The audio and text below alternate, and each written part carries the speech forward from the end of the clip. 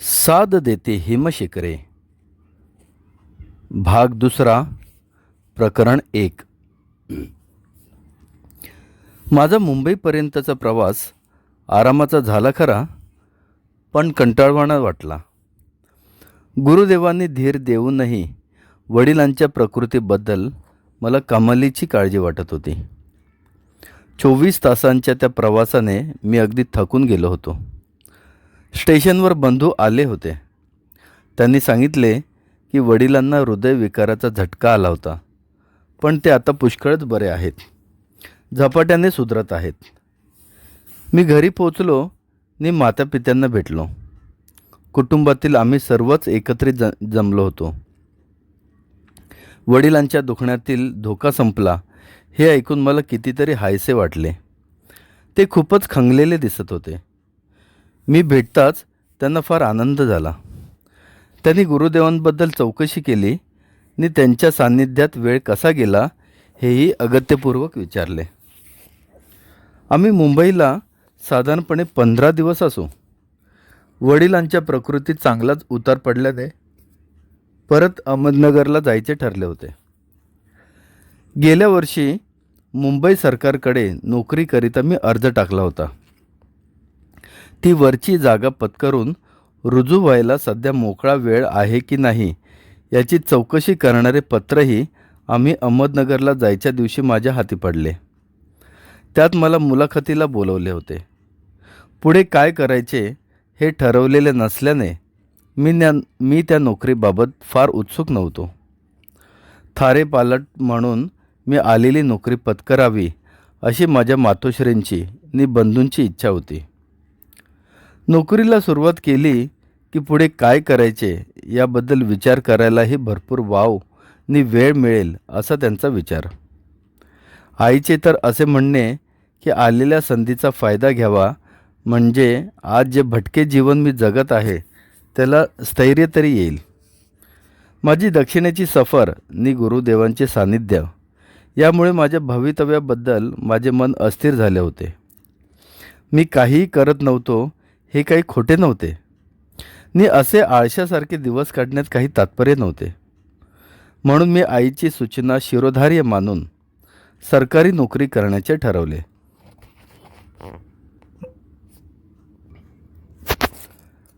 ठरल्या दिवशी आई वडील अहमदनगरला जाण्यास निघाले. मी मागे मुंबईतच राहिलो. माझ्या निर्णयाने त्यांना समाधान वाटले आणि मी पत्करीत असलेल्या नोकरीत मला सुयश मिळाले असा आशीर्वादही त्यांनी दिला. मी ठरल्या दिवशी मुलाखतीला गेलो आणि मुंबई सचिवालयात माझी नेमणूकही झाली. मुंबईत मी कामावर रुजू झालो. प्राथमिक कामाची ओळख आणि चाचणीचा वर्ष 6 महिन्यांचा काळ संपल्यावर मला नोकरीत कायम करण्यात आले आणि पुण्यास माझी बदली झाली. पुण्यात मी गोखले काकांकडेच राहत होतो आणि तसे मी केले. त्यामुळे त्यांना बरे वाटले. त्यांच्या कुटुंबियांचीही तीच भावना दिसली. या वेळेपर्यंत श्रीकांत बॅरिस्टर होऊन इंग्लंडहून परत येऊन प्रॅक्टिस करू लागला होता. वडिलांबरोबर तो सहकारी म्हणून काम करू लागला. मालती पदवीधर झाली होती. ती आता मुग्ध बालिका नसून एक सुंदर तरुणी दिसू लागली होती. गोखले काकांनी काकी आता वृद्ध दिसू लागली होती. काकाही धंद्यातून जवळजवळ निवृत्त झाले होते आणि श्रीकांतच बहुतेक कामे करीत होता. त्यांनी पुष्कळच माया साठवली असल्याने कशाची म्हणून त्यांना ददात नव्हती. फक्त या दोन्ही मुलांचे जीवित सुरळीत मार्गावर लागले की झाले एवढ्याच काळजी ती उभयता होती. दोघाही मुलांच्या लग्नांची स्थळे पाहणे चालूच होते. त्यात मीही एक उपवर म्हणून त्यांच्या दृष्टीने अत्यंत लायक स्थळ होतोच. गोखले काकांनी त्याप्रमाणे माझ्या वडिलांना पत्र लिहिल्याचेही मला कळले होते. आणि मी जे म्हणेन तो शब्द शेवटचा असा परस्पर हवाला वडिलांनीही दिल्याचे मला समजले होते. मी नोकरी पत्करल्या कारणाने त्यांची अशी सार्थ समजूत झाली होती की जीवनात स्थिर होण्याच्या विचारात मी आहे. तेव्हा स्थळ म्हणून माझ्याबाबत त्यांच्या विचाराने पुन्हा उचल खाल्ली होती. परंतु इतक्यातच लग्न करण्याचा माझा विचार नव्हता. आणि जरी मी मालतीला चांगलाच ओळखत होतो आणि ती मला आवडतही होती, तरी जीवनसाथी म्हणून मी तिच्याबद्दल विचारसुद्धा करू शकलो नव्हतो. का आणि कसे मला सांगता येणार नाही. पण मला असेही वाटत होते की तीही माझ्याशी विवाहबद्ध होण्यास तितकीशी उत्सुक नसावी. अर्थात या संबंधात मी काय किंवा मालती काय निश्चित नकार कधीच कोणाला दिला नव्हता. पण एकमेकांच्या पसंतीची परिणती विवाहबंधनात होण्याइतके आमचे प्रेम बोलकेही झाले नव्हते वा तिथपर्यंत त्या आपुलकीची प्रगती झाली नव्हती, हे मात्र खरेच. आमचे लग्न झालेच तर ते एकमेकांना सुसह्य होईल इतकेच असे मला वाटत होते. ते कितपत सुखदायी वा सुखवर्धक होईल हा प्रश्नच होता. ती एक प्रकारची सोडतच होती, जुगारच होता. आमचे दोघांचेही त्या काळानुसार लग्नाचे वय झाले होते आणि व्यक्तिशः माझ्या बाजूने विचार करावयाचा तर विवाह बंधन का नको याचे समर्थनीय कारण माझे मला सांगता येण्यासारखे नव्हते. मालती माझ्याशी अगदी मोकळेपणाने वागत होती. पण या दृष्टीने मी जेव्हा तिचे मन अजमावण्याचा प्रयत्न केला होता तेव्हा ती अबोलच राहिली होती. माझा स्नेही रमेश हा आता डेक्कन कॉलेजात प्राध्यापक झाला होता आणि त्याचे गोखले काकांकडे येणे जाणे पुष्कळच वाढले होते. माझी आणि गुरुदेवांची ओळख आणि त्यांच्या सान्निध्यात मी घालवलेले दिवस यावर जेव्हा आमचे दोघांचे बोलणे झाले तेव्हा ती सारी हकीकत ऐकण्यात त्याला खूप कुतूहल आणि आनंद वाटत होतासे दिसले. मात्र गोखले काका, काकू आणि मालती यांना मात्र गुरुदेवांबद्दल मला वाटणारे प्रेम आणि ओढ तितकीशी पसंत होतीसे दिसले नाही. स्वामीजी आणि गुरुदेव यांच्याबाबत जास्त जवळीक मी बाळगतो आणि त्याचा शेवट मी त्यांच्या मार्गाने जाण्यात होणार आहे अशी भीती त्या तिघांच्या मनात उत्पन्न झाली असावी अशी जबरदस्त शंका येत होती. मी शक्य तितक्या लवकर लग्नाचा विचार करावा आणि कोणत्याही सबबीवर आता मी लग्न लांबणीवर टाकू नये असे माझ्या मनावर बिंबवण्याचा अजूनही त्यांच्याकडून प्रयत्न झाला. माझ्याच दर्जाचा सरकारी अधिकारी पुणे कॅम्पमध्ये सरकारी बंगल्यात राहत होता. तो त्याने सोडल्यामुळे बंगला रिकामा झाला होता. मला तो देण्यात आला तेव्हा कानकडे मला बरे वाटले. फर्निचरसह सुसज्ज मोठा बंगला आणि जागोजागी नोकर माणसे असल्याने मला तिकडे जाऊन राहणे फार आवडले. माझे घर लावून देण्याकरता आईनी वडीलही पुण्यात माझ्याजवळ राहायला आले होते. माझी अशीही भावना आहे की गोखले काकांकडे घर मी सोडल्याने मालतीलाही फार बरे वाटले असावे. आम्हा उभयतांच्या विवाहाबद्दल तिच्या मातापित्यांच्या विचारांचा दबावही कदाचित तिला सुसह्य झाला असेल. सरकारी कामाच्या भाराने मी अगदी दडपून गेलो होतो. त्यातच नोकरीत मिळवण्याच्या पुढच्या बढतीकरिता आवश्यक असलेल्या खात्याच्या परीक्षेची तयारी करण्यात मी चूर होतो. पण तशातही गुरुदेव आणि त्यांची शिकवण याबद्दल विचार करायला मला वेळ सापडत होता. मद्रासला असताना गुरुदेवांनी सांगितलेला प्रामाणिक विचार करणे आणि मनाच्या आंतरिक हालचालींचे निरीक्षण करणे याचा माझा अभ्यास सतत चालू होता. परिणाम काय होईल याची मी फारशी फिकीर करीत नव्हतो. जीवनातील अनेक कूट प्रश्नांची उकल करण्याचे सामर्थ्य सतत विचार प्रबोधन आणि आत्मसंशोधन यात आहे आणि यातूनच सुख व समाधान आपोआप मिळते या गुरुदेवांनी शिकवलेल्या साधन मार्गाच्या खरेपणाचा पडताळा मला येऊ लागला होता. प्रामाणिक विचारसरणी आणि निरीक्षण यांनीच जगातील अर्ध्याहून अधिक प्रश्न सुटून जगातील कितीतरी घोटाळे, तज्जन्य समस्या आणि मानवी जीवनातील गुंतागुंती नाहीशा होतील याबद्दल माझी दिवसेंदिवस खात्री पटू लागली होती. आपणच आपल्या आयुष्यात नसत्या गुंतागुंती आणि घोटाळे माजवून जीवन असह्य, ओढग्रस्त आणि कंटाळवाणे करून ठेवले आहे.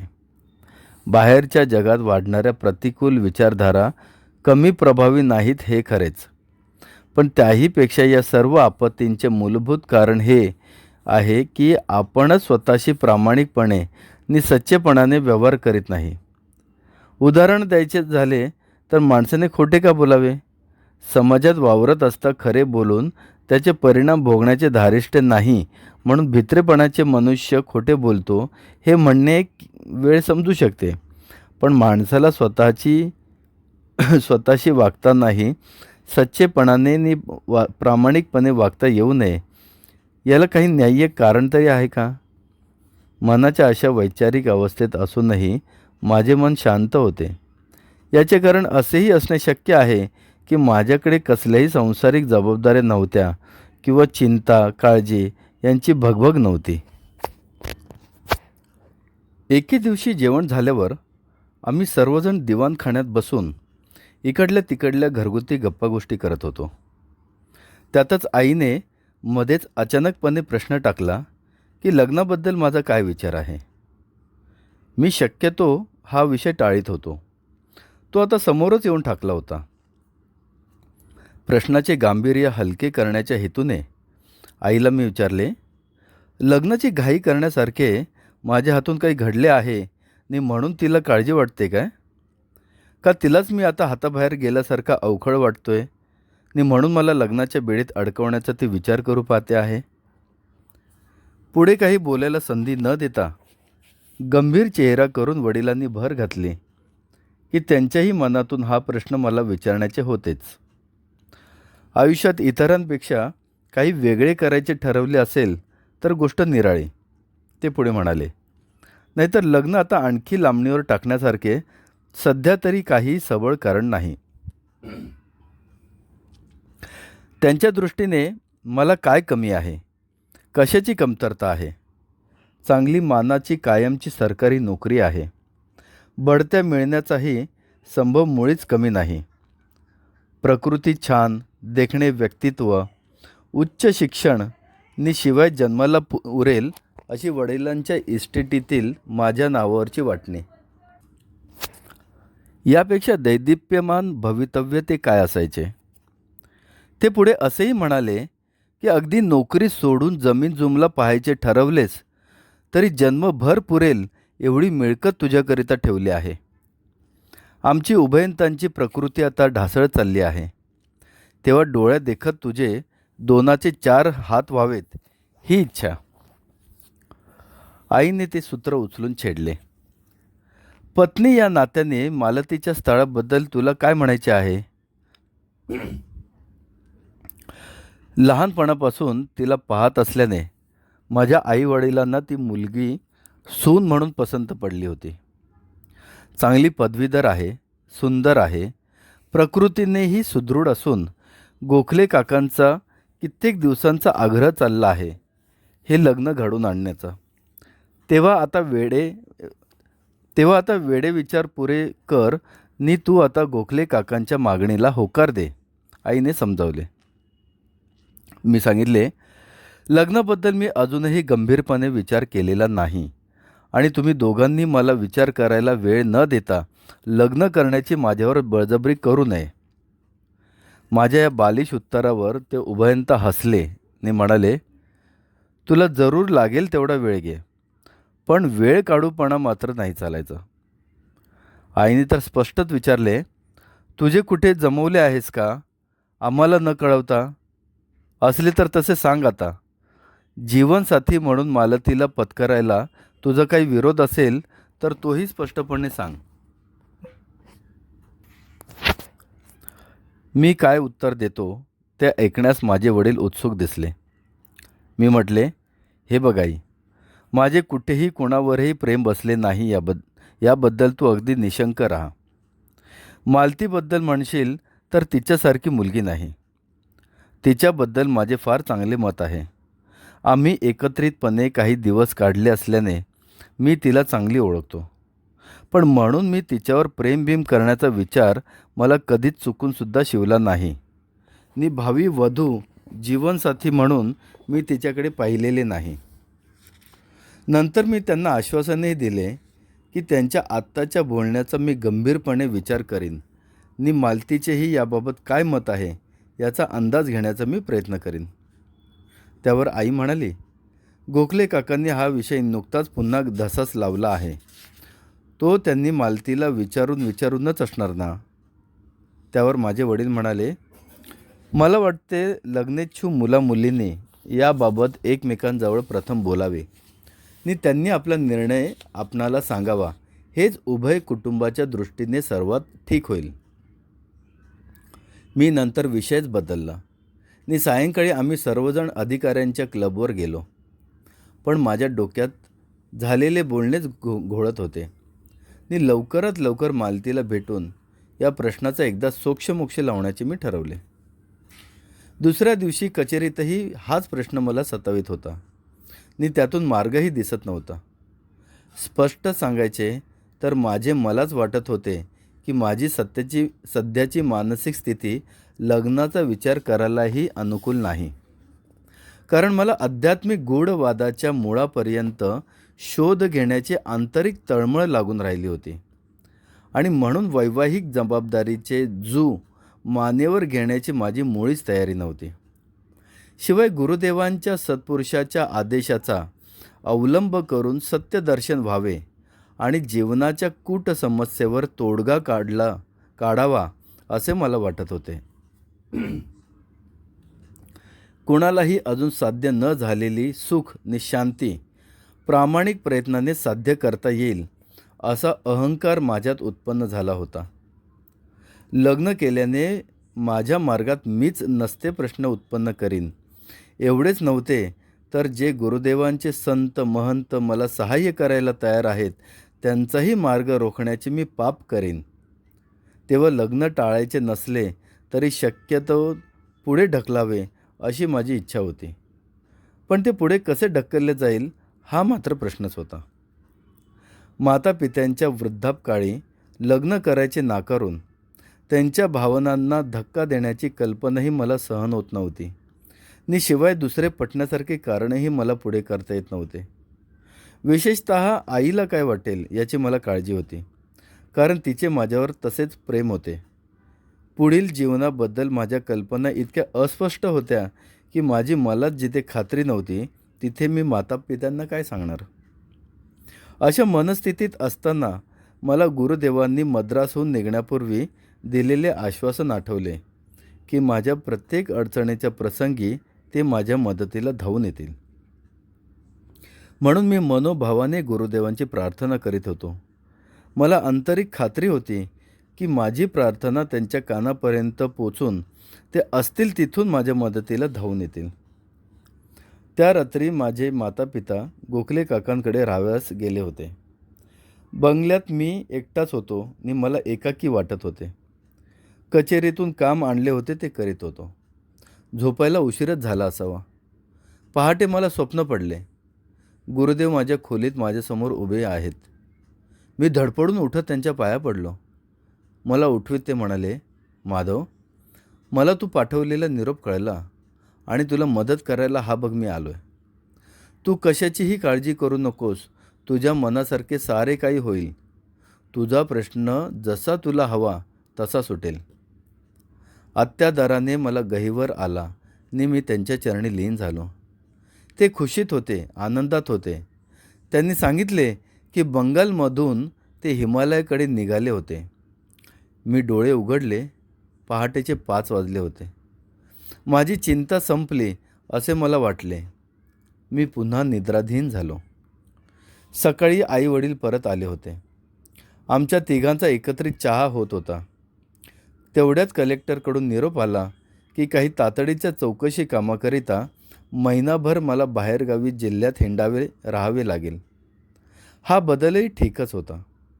त्याने विचारांनाही जरा वेगळे वळण लागेल. झाला तर फायदाच होईल या भ्रमंतीने असा विचारही मनात येऊन गेला. तेव्हा माझ्या गैरहजेरीच्या काळात आई वडिलांनी अहमदनगरला परत जावे असे ठरले आणि त्याप्रमाणे सकाळच्या गाडीने आईने वडील अहमदनगरला रवाना झाले. रात्रीच्या गाडीने माझा दौरा सुरू झाला. सारा बनाव इतक्या वेगाने घडून आला की प्रवासाची तयारी करण्याच्या गडबडीत लग्नाचा विषय पुन्हा काढायला आईला फुरसतच मिळाली नाही.